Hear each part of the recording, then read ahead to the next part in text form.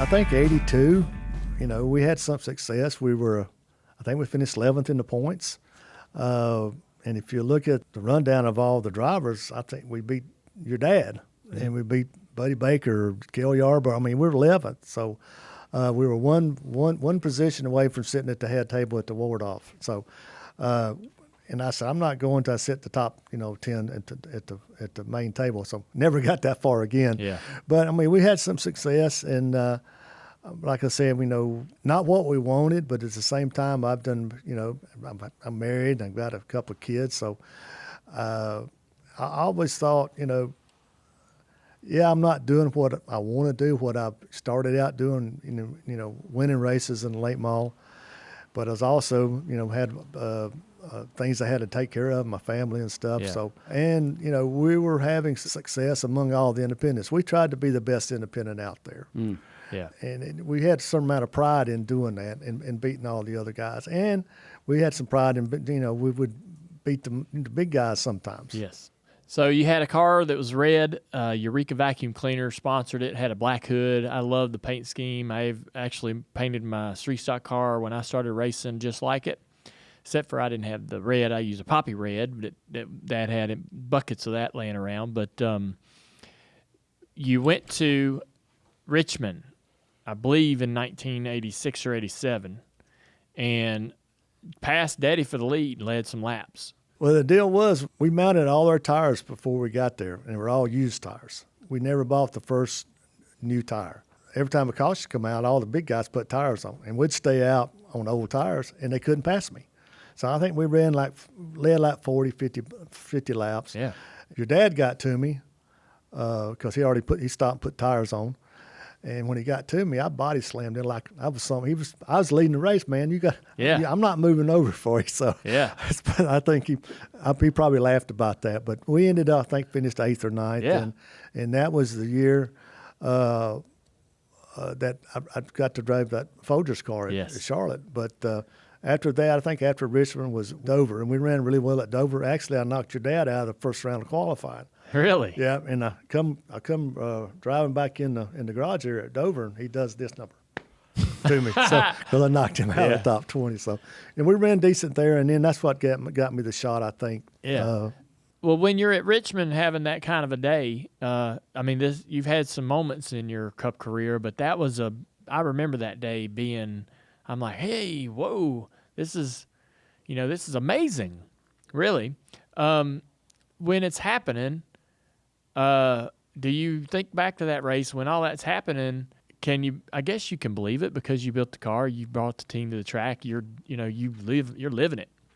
But when you got out of the car, I mean, did y'all look around at each other and think, damn, that was all right? Well, I look back on some of the races I've ran and I questioned myself, why didn't I mount all the new tires I needed? Yeah.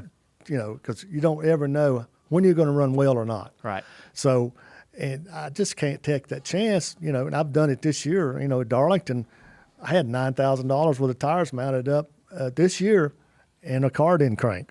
So, so that's, for me, that's a big loss. Yes. So, it's just a gamble that we didn't take, and sometimes you wish you should have taken that gamble. So you got out of the car going, dang, we should have had new tires, not damn, I had basically the race of my career. I had a career day. Great car. Why was that car Why so was good? that car good?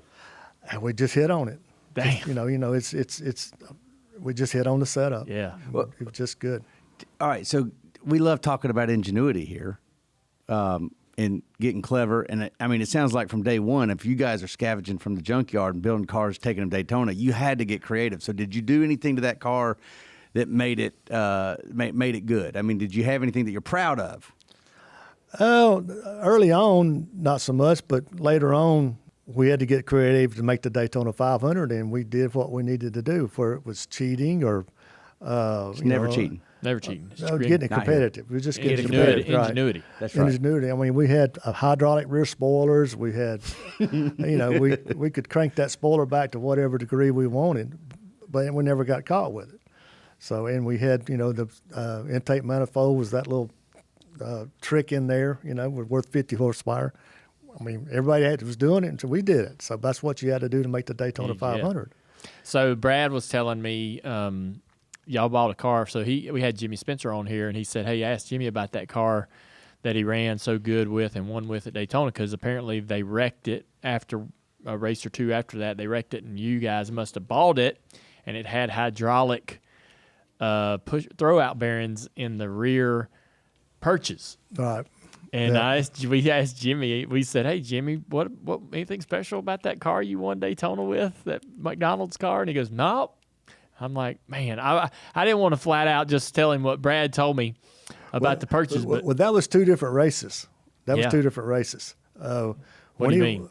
Well, I think it was Sterling Yep. and Bill Elliott Oh. sat on the pole. Both of them. They were inside and outside pole At Daytona. at Daytona. And Sterling told this story later. They used to have a seminar for Ford drivers in Detroit. And so we were all up there. Sterling was up there, and then he was telling a story about that.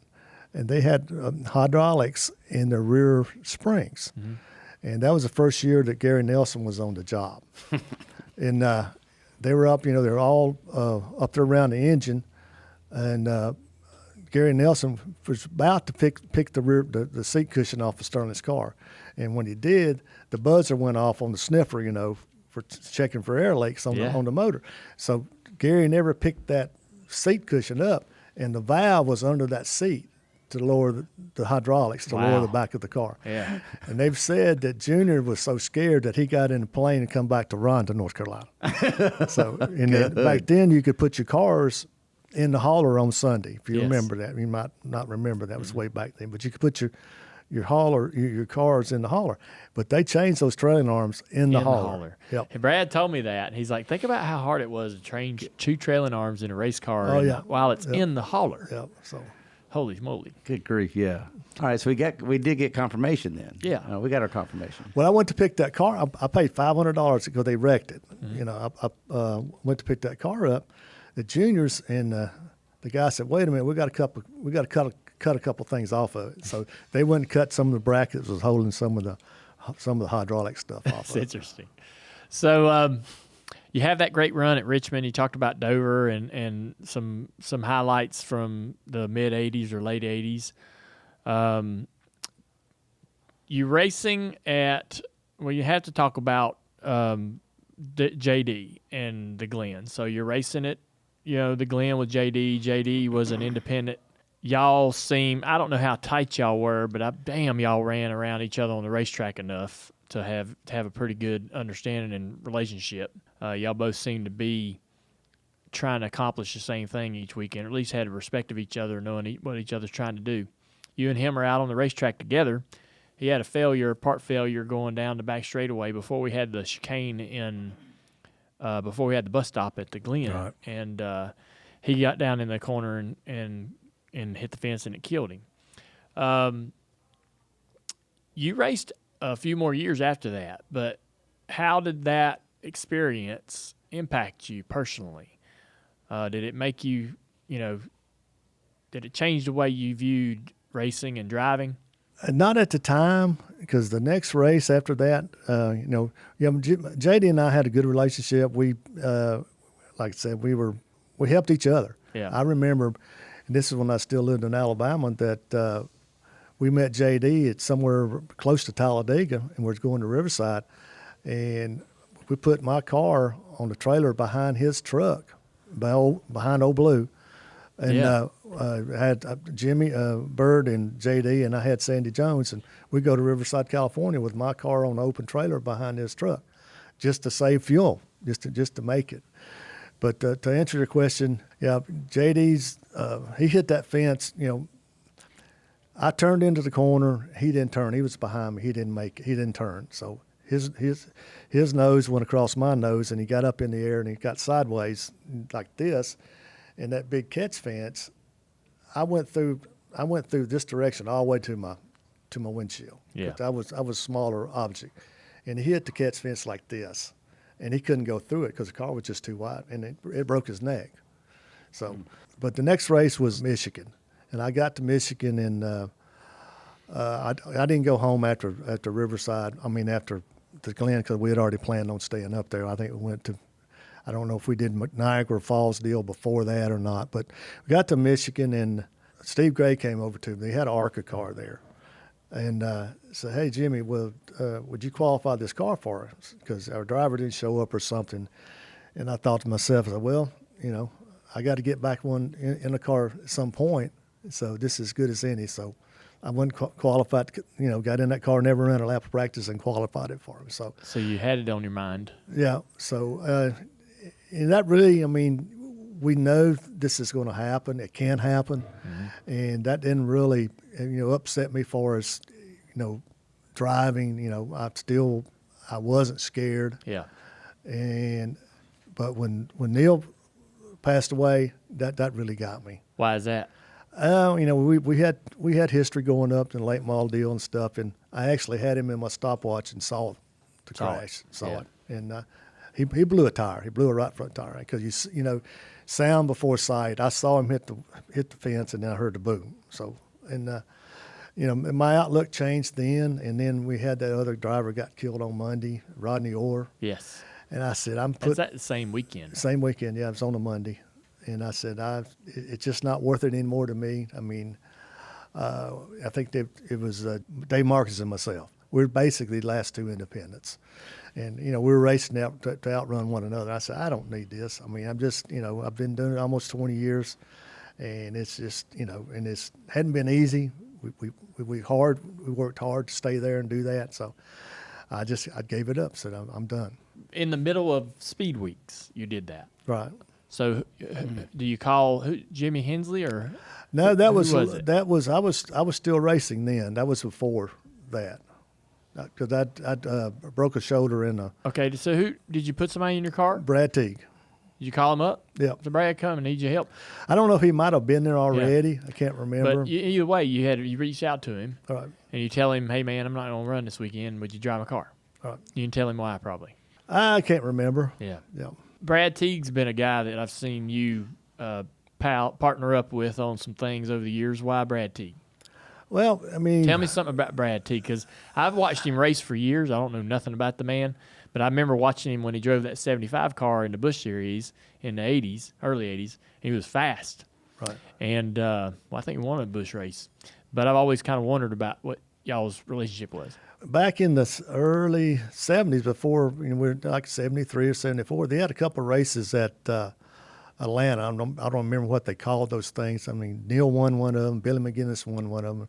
And I finished, I think, 5th or 6th in them. And I didn't know it at the time, but Brad I think he finished 4th. So, and we got, when I went to Cup, they used to have relief drivers all the time at Bristol. Mm-hmm. John A. Usman and whoever, would drive cars. Brad would drive cars. So we just hit up a relationship, and he was a tough racer. He was. He's a good racer, and especially at Bristol. He was the man at Bristol for a long, long time. He was. Life is best lived in motion. And that's why Tire Pros gets you ready for all your driving adventures. Whether it's along corners and curves, across city and state lines. Because we're more than just tires. We're auto care too. Tire Pros, so you can focus on the road ahead.